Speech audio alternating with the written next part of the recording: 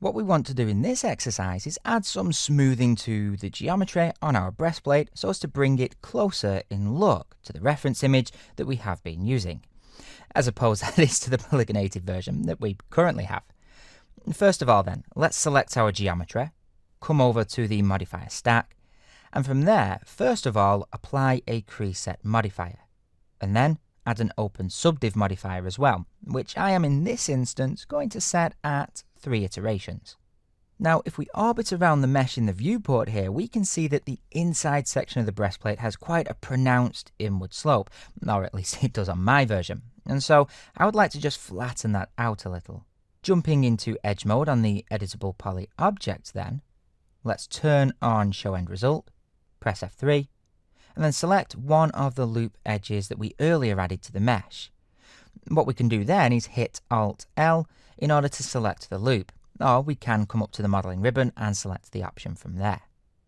I want to scale this out ever so slightly now, and so in the left viewport, let's perform a scale operation on the x-axis, keeping an eye on how things are looking as we go.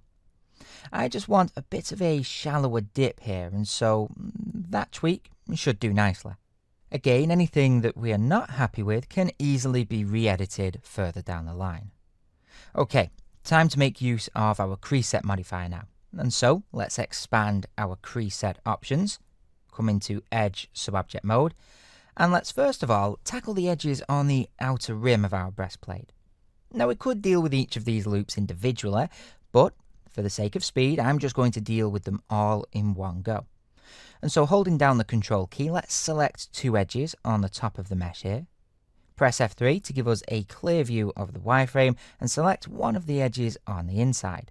And then, because we haven't broken the loop in any way, use the loop function found in our crease set options, which as you can see, nicely goes all the way around our geometry here. Coming back over to the modifier options in the command panel, I'm just going to bump the options in the crease sets rollout a little higher by opening up the options rollout as well. And then, in the naming field in the crease sets rollout, type outer underscore crease, or something that makes sense to you, and then press enter in order to create the crease set that we want. As we up the crease value here, you can see that we start to push the smoothing or subdivision on our mesh out toward the edges. If we take a look at our reference, we can see that whilst the edges are distinct, they also have a noticeable measure of roundness to them. And so, back in 3ds Max, let's push this value to around about 0.23 or 24, which to my eye gives us some clean and yet distinctly rounded edges. Now we want to do the same to the top of the breastplate, of course, where it connects to the helmet, and so let's select the 3 edge loops that we need.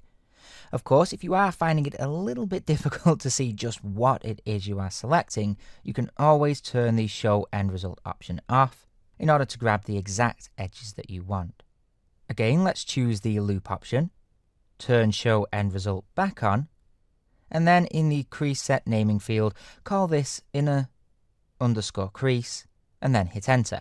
Or we could also simply click the create set button.